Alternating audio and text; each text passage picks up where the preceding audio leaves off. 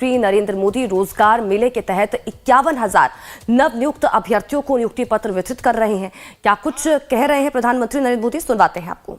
ये सुनिश्चित कर रही है कि देश के युवाओं के लिए रोजगार, स्वरोजगार के अवसर बढ़े। Skill India, startup India, digital India जैसे अनेक अभियान इस दिशा में युवाओं के लिए नए अवसर बना रहे हैं।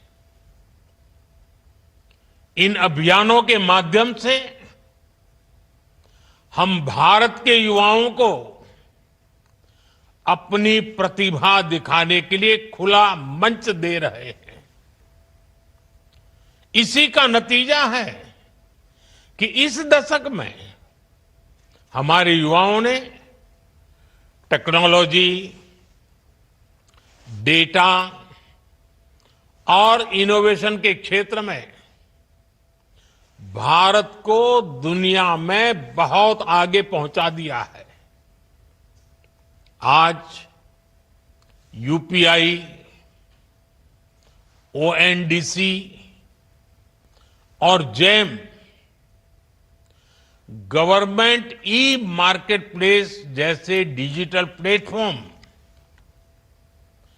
इनकी सफलता ये दिखाती है कि हमारे युवा किस तरह डिजिटल अर्थव्यवस्था में बदलाव का नेतृत्व कर रहे हैं।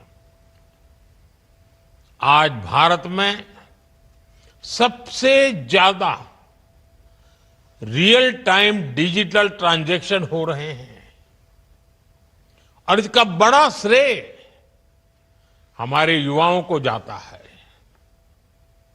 साथियों, इस बजट में सरकार ने मैन्युफैक्चरिंग मिशन की घोषणा की है। इसका उद्देश्य है मेक इन इंडिया को बढ़ावा देना और भारत के युवाओं को ग्लोबल स्टैंडर्ड वाले प्रोडक्ट बनाने का मौका देना। इससे न केवल देश की लाखों एमएसएमईज को, हमारे लघु उद्यमियों को बढ़ावा मिलेगा, बल्कि पूरे देश में रोजगार के नए अवसर भी खुलेंगे। आज का ये समय भारत के युवाओं के लिए अभूतपूर्व अवसरों का समय है। हाल ही में आईएमएफ ने कहा है कि भारत दुनिया की सबसे तेजी से बढ़ती अर्थव्यवस्था बना रहेगा।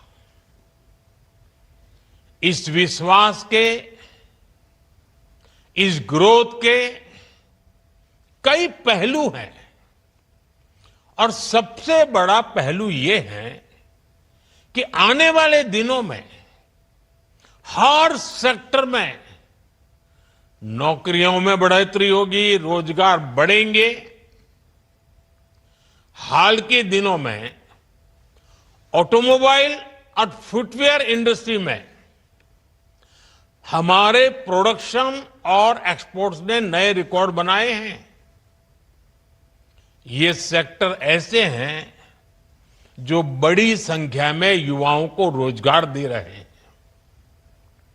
पहली बार खादी और ग्राम उद्योग, इनके प्रोडक्ट्स ने 1,70,000 करोड़ रुपए का टर्नओवर पार किया है। करीब करीब 2.25 लाख करोड़। इससे खासकर ग्रामीण इलाकों में लाखों नए रोजगार पैदा हुए हैं। अभी कुछ ही दिन पहले इनलैंड वाटर ट्रांसपोर्ट में भी देश की एक और उपलब्धि सामने आई है। 2014 से पहले हमारे देश में एक साल में इनलैंड वाटर ट्रांसपोर्ट उसके द्वारा करीब 18 मिलियन टन कार्गो मूवमेंट ही किया जाता था। Only 18 million ton. जबकि इस साल इनलैंड वाटर ट्रांसपोर्ट द्वारा कार्गो मूवमेंट 18 से बढ़कर के 145 मिलियन टन से भी ज्यादा हो गया है। भारत को ये सफलता इसलिए मिली है क्योंकि भारत ने इस दिशा में लगातार नीतियां बनाई हैं, निर्णय लिए हैं। पहले देश में नेशनल वाटरवेज की संख्या भी सिर्फ 5 थी। अब भारत में नेशनल वाटरवेज की संख्या बढ़कर 5 से बढ़कर 110 के पार हो गई है। पहले इन वाटरवेज की ऑपरेशनल लंबाई 2700 किलोमीटर के आसपास थी, यानी करीब करीब 2500 किलोमीटर से थोड़ा ज्यादा। अब ये भी बढ़कर करीब करीब 5000 किलोमीटर हो गई है।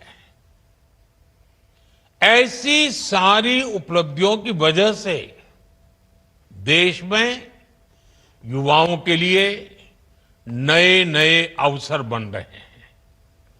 साथियों, कुछ ही दिन बाद मुंबई में world audio visual and entertainment summit यानी वेव्स 2025 का आयोजन होने जा रहा है। इस आयोजन के केंद्र में भी देश के युवा है। देश के यंग क्रिएटर्स को पहली बार इसी तरह का मंच मिल रहा है। मीडिया, गेमिंग और एंटरटेनमेंट फील्ड के इनोवेटर्स के लिए ये प्रतिभा दिखाने का अभूतपूर्व अवसर है। ये एक ऐसा प्लेटफॉर्म होगा जहां एंटरटेनमेंट से जुड़े स्टार्टअप्स को इन्वेस्टर्स और इंडस्ट्री लीडर से जुड़ने का मौका मिलेगा। ये दुनिया के सामने अपने आइडियाज को शोकेस करने का सबसे बड़ा मंच होगा।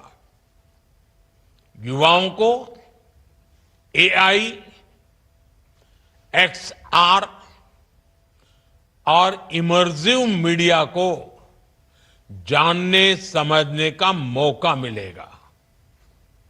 इसके लिए कई तरह की वर्कशॉप आयोजित किए जाएंगे।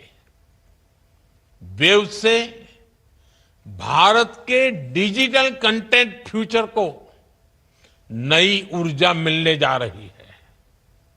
साथियों, आज भारत के युवाओं की सफलता में सबसे सराहनीय बात है उसकी इंक्लूसिविटी, सर्वसमावेशी भाव।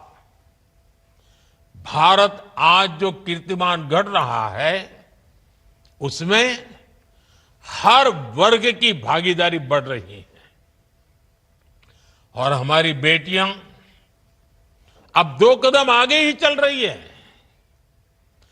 अभी कुछ ही दिन पहले यूपीएससी का रिजल्ट आया है। उसमें भी टॉप 2 पोजीशन बेटियों ने हासिल की है। टॉप 5 में 3 टॉपर बेटियां हैं। हमारी नारी शक्ति ब्यूरोक्रेसी से लेकर स्पेस और साइंस के क्षेत्र में नई बुलंदियों को छू रही है।